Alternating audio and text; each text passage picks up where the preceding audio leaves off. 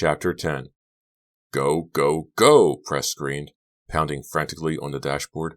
I can't. It's stalled. Diane's hand trembled as she turned the key. The engine made a sick grinding sound. The wail of the sirens grew louder, so loud that they seemed to be coming from inside the car. Diane turned the key again, pumping the gas pedal. Press turned his head to stare out the back window. The sirens were loud. He knew the police would be turning the corner any second. We're trapped here. Sitting ducks. The old car wheezed, coughed, and the engine sputtered to life. Yes, Diane cried happily. She stomped hard on the gas pedal, and the car shot forward. Yes, yes. Press kept his head turned to the back window. His dark eyes narrowed. His face knotted in fear. The shrieking sirens seemed to surround them.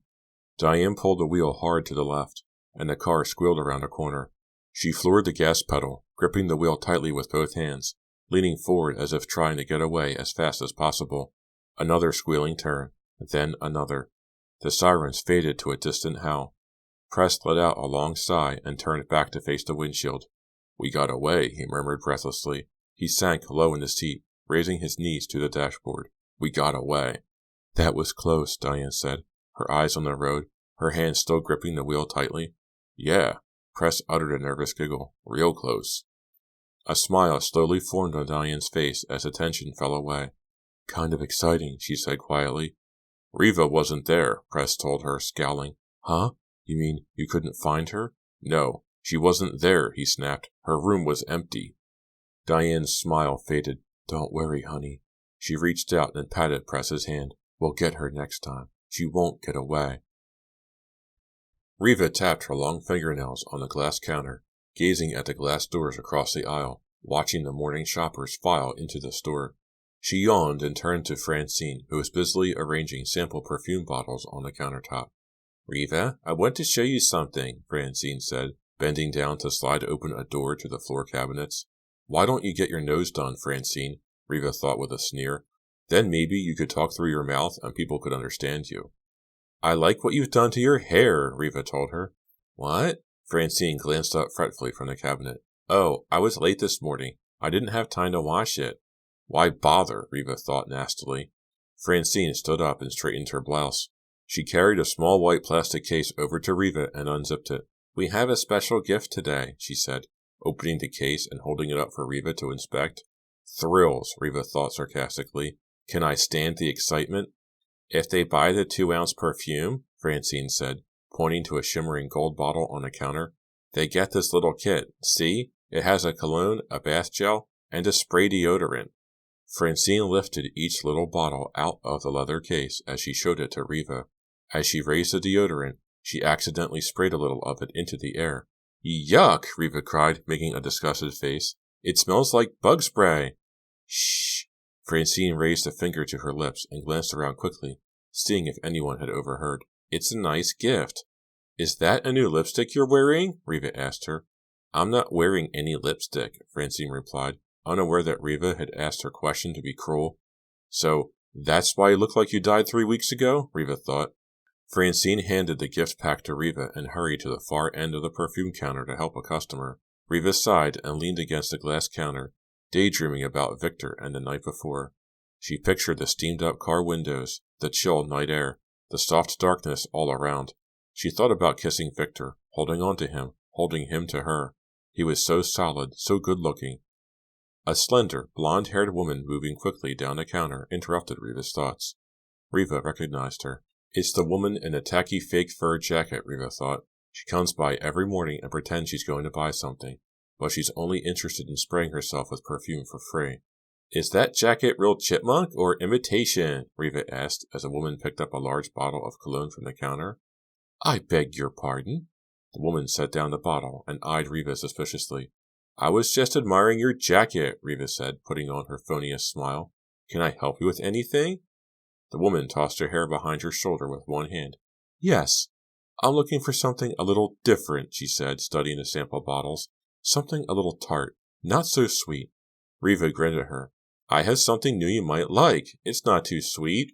She pulled the small bottle of spray deodorant from the gift case, covering the label with her hand. Here! The woman held up the back of her hand, and Riva sprayed a mist of deodorant onto it. The woman rubbed it into her hand, then sniffed it. Very good. It is different. Could I have a little bit more? Riva obliged. She sprayed more deodorant onto the woman's hand. The woman rubbed it on her neck and behind her ears. What is it called?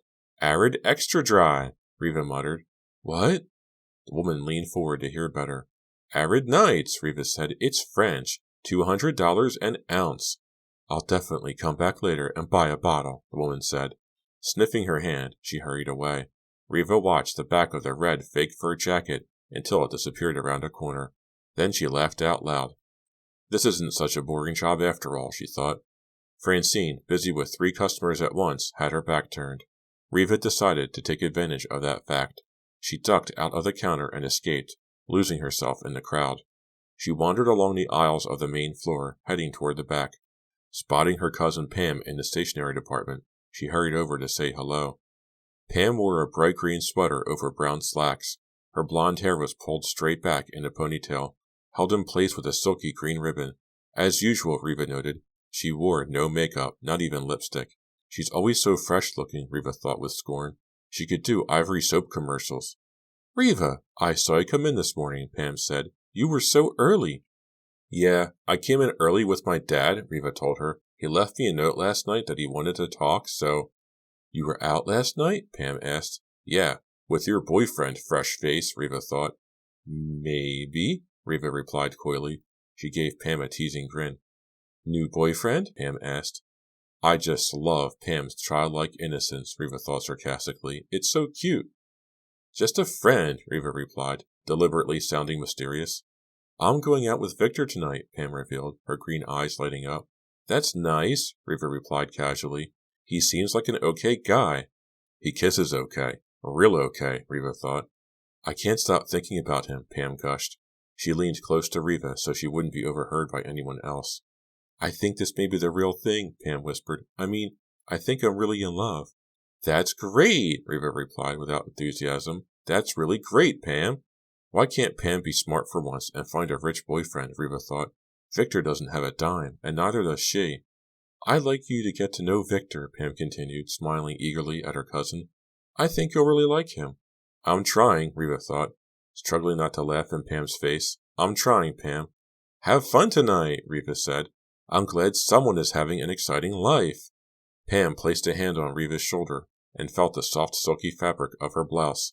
It's holiday time, Riva. I'm sure your life will get more exciting real soon. Why are we doing this? Diane demanded, turning into North Hills. The evening sky was dark. She switched on the high beams. I told you, Press said edgily. Sometimes Riva gets home from the store before her father.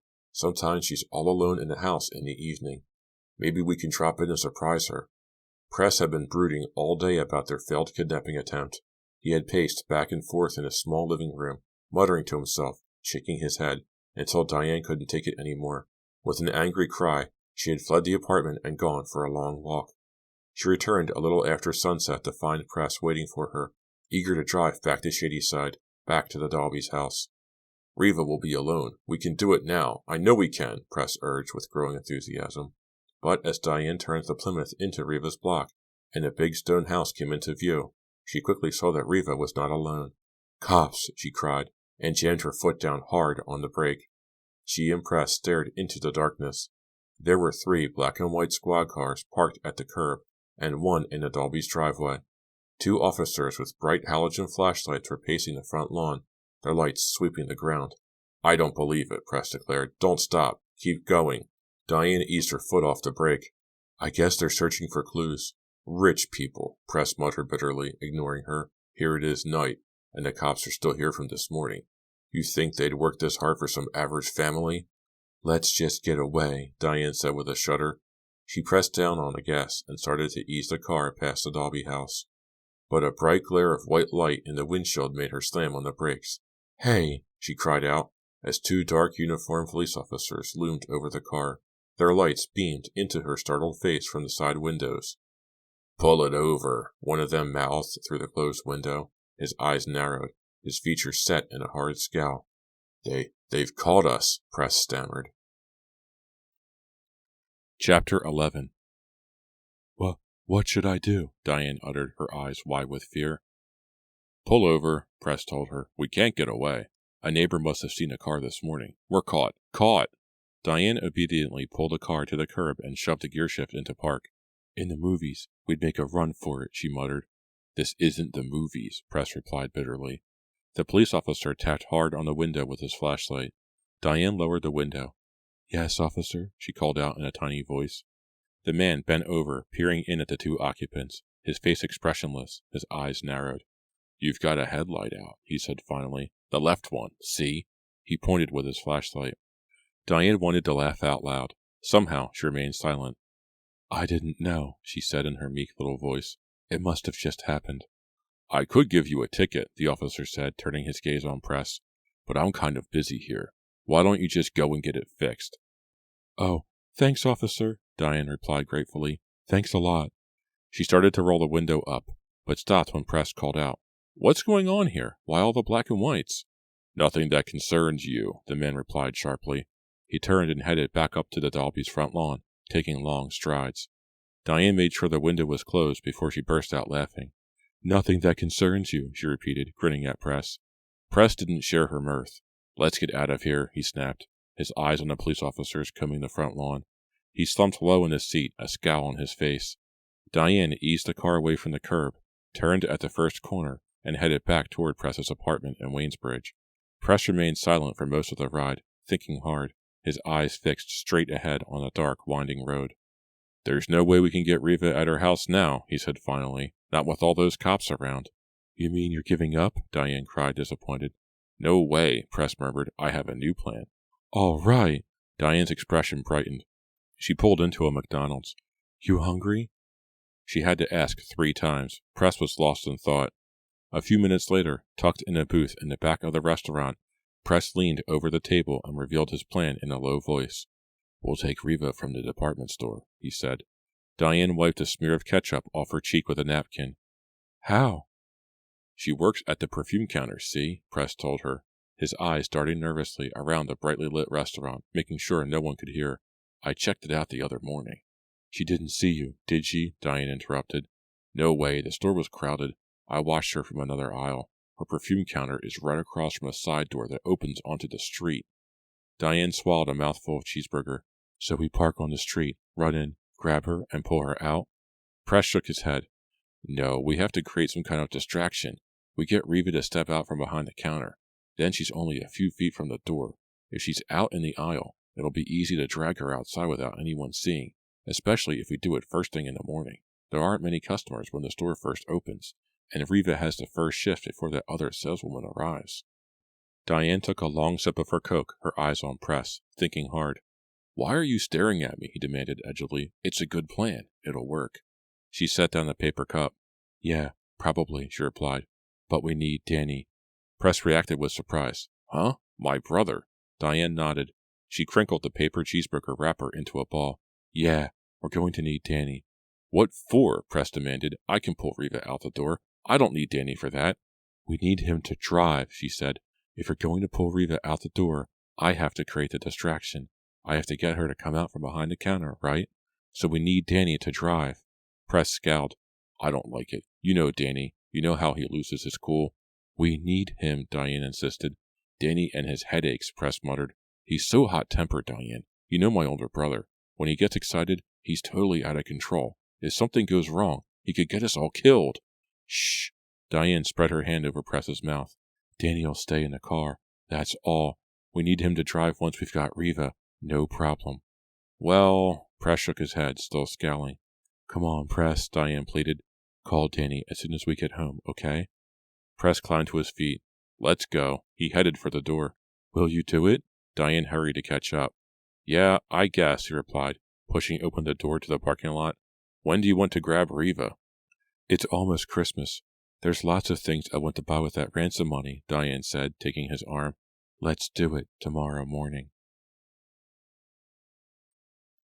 Chapter 12. Riva pulled the corn muffin and coffee container from the brown paper bag and set them on the counter. She tore off a chunk of the muffin and took a dainty bite, brushing crumbs off the glass with her long fingernails. Riva, what are you doing?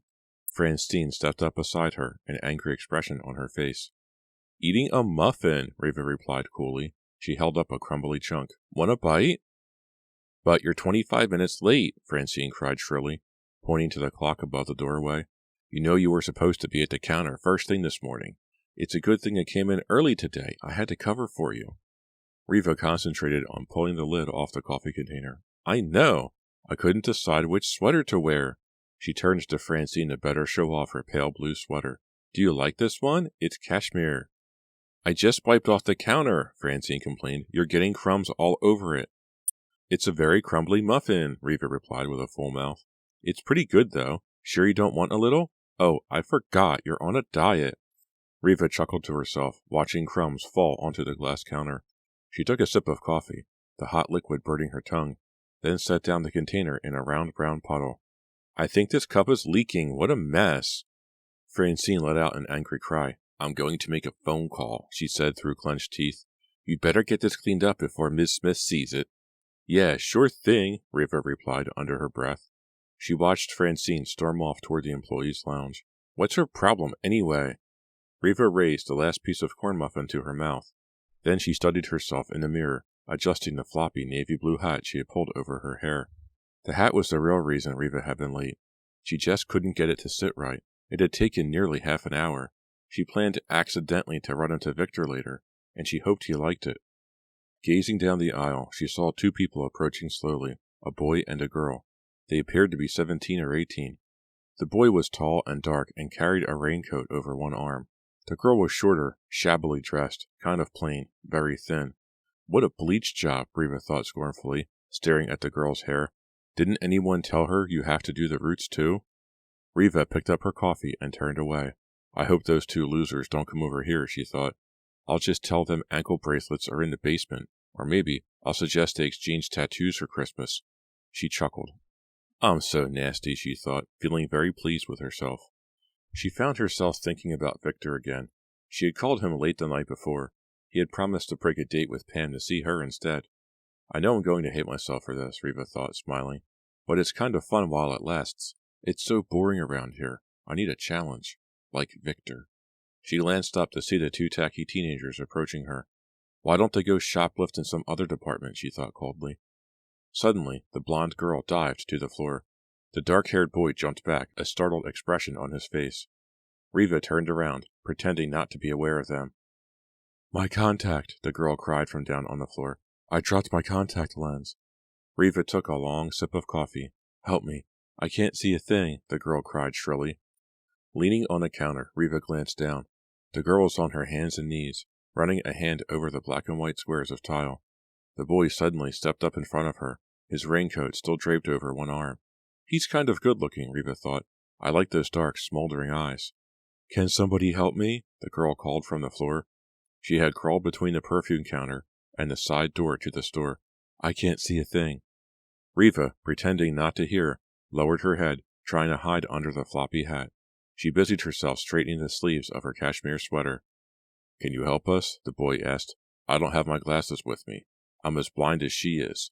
Riva took another sip of coffee before answering. Sorry, I'm on my break. I can't find it, the girl called.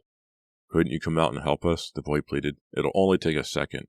Riva set down the cup. Sorry, I'm not allowed to leave my post? To Riva's surprise, the boy uttered an angry curse. Hey, she shouted, as he grabbed her arm with both hands and started to pull her through the cosmetics counter's swinging door and toward the exit. Chapter 13. Let go of me, Riva cried angrily. Ignoring her protests, the boy continued to pull her toward the door. It'll take only a second, he repeated. His eyes, Riva saw, were wide with anger and fear. Let go, she struggled to pull free. What's going on here? An angry voice demanded. The boy let go. Riva turned to see Ms. Smith glaring at her. Riva, what are you doing? Me? Riva sputtered. I found it, the blonde girl cried from the floor. She climbed quickly to her feet. I dropped my contact. That's all, she told Ms. Smith. She and the boy hurried out the side door without looking back. Riva rubbed the sleeve of her sweater. Weird, she muttered. Like it's my job to find her stupid contact, she thought angrily. What jerks. Riva, you were very late this morning, Ms. Smith scolded, eyeing the yellow muffin crumbs and brown coffee circle on the glass countertop. Yeah, My father asked me to take his new Mercedes to the garage, Riva replied, casually putting Ms. Smith in her place. Let's just kill her, Press's brother Danny cried, turning the wheel hard. His brown work boot pressed hard on the gas pedal. Why don't we kill her? The old Plymouth sputtered, then shot forward. Danny leaned over the wheel, his dark eyes narrowed angrily. He looked like an older, flabbier version of Press. He had the same dark hair and soulful eyes, but his face was round with puffy cheeks, and even though he was only 25, he had a big belly that bulged under his gray sweatshirt. Press was tense in the passenger seat beside his brother, his eyes on the road ahead. Diane sat on the right-hand side in the back seat, nervously toying with her hair. We won't get any money if we just kill her, she called up to Danny. What's the point of killing her? Well, she's messed you up twice, hasn't she? Danny replied. So why not just kill her? Shut up and drive, Press snapped bitterly. You joined us this morning, and already you want to kill her. The whole point is to kidnap Riva and get her father to pay, Diane explained patiently. Danny talks big, Press muttered. He isn't about to kill anyone. Danny chuckled. He took his eyes off the road and turned to Press. Hey man, don't get on my case. I'm not the one who goofed up twice. Press scowled and turned his face toward the window. They drove on in silence for a while, past bare, wintry-looking fields and farmhouses with chimneys, sending up clouds of white smoke into the gray morning sky. Big-time criminals, Danny scoffed, shaking his head. He gave his brother a hard shove on the shoulder of his bomber jacket. You're going to steal the girl? You couldn't steal second base in a Little League game. Danny tossed back his head, laughing as if he had made the cleverest joke ever told, and nearly crashed the car into a truck parked on the shoulder of the highway. Watch where you're going, Diane screamed. Danny swerved just in time. I told you he'd get us killed, Press muttered. My kid brother is a big-time criminal, Danny chuckled. Let's calm down and try to get it together, Diane urged. I mean, come on, both of you. Lay off each other, okay? Hey, I'm not the one who messed up, Danny cried, suddenly angry. I'm just the driver, remember? Then just drive, Press muttered, and shut your face. I can't believe I gave up a day of work for this, Danny grumbled, ignoring Press. $5,000 you promised me. What a joke. We can still get the money, Diane interrupted from the back. She leaned forward, putting both hands on the back of Press's seat. We can still grab Riva, you know. How? Press asked skeptically, turning to face her. She's seen us. She's seen both of us. How are we going to get near her? She hasn't seen Danny, Diane replied. Press rolled his eyes. So now I'm doing all the work, Danny complained. He roared through a red light. Shut up and let her talk, Press snapped impatiently. You have an idea, Diane? She nodded. What about the stockroom at the store, Press? You said Riva works in the stockroom every afternoon, right? Yeah, from 3 to 5, Press replied. That was Press's old hangout, Danny said, smirking, till he got caught with some goodies under his coat. He uttered a high-pitched giggle. Big-time criminal, he scoffed, shaking his head. Danny, give Press a break, Diane pleaded. She squeezed Press's shoulder. So, can we hide in the stockroom? Can we drag Riva out of there? Press thought about it. Yeah, probably, he replied without enthusiasm. There are a lot of cartons and shelves and stuff to hide behind, and the guard at that back entrance is a real goof-off. He's always going in the next room to watch game shows on TV. Good deal, Danny cried. Maybe we can pick up some CD players and stuff too while we're there. The only problem is we can't go in there, Press told Diane, ignoring his brother. Riva would recognize us. But she wouldn't recognize Danny, Diane said. Danny could hide in there. He could go up to her, throw a coat over her head or something, and drag her out to us in the car. Yeah, I guess, Press replied reluctantly. Whoa, hold your horses, Danny said, driving with one hand, scratching his oily hair with the other. I'm not stupid, you know. Do I look stupid to you? Yeah, Press muttered dryly. Well, I'm not stupid, Danny said, scratching his scalp hard. He sped around a slow-moving tractor, nearly sideswiping it. I'm not kidnapping this girl. Doing all the work for a lousy $5,000. No way. All right, Press grumbled. You can have $10,000, Danny. He glanced back at Diane to see if she approved. Hey, I told you, I'm not stupid, Danny shouted angrily. He slammed the brakes hard. Diane cried out. She was nearly thrown up to the front seat as the car screeched and skidded wildly across the road.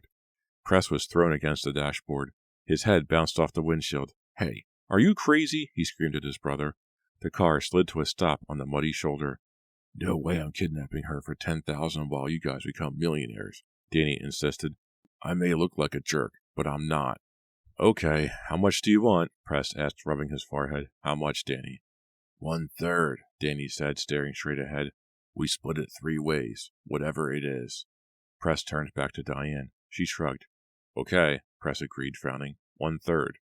And if the Dalby girl messes me up, Danny said, a strange smile forming on his puffy face. If she messes me up, I'll kill her. I really will.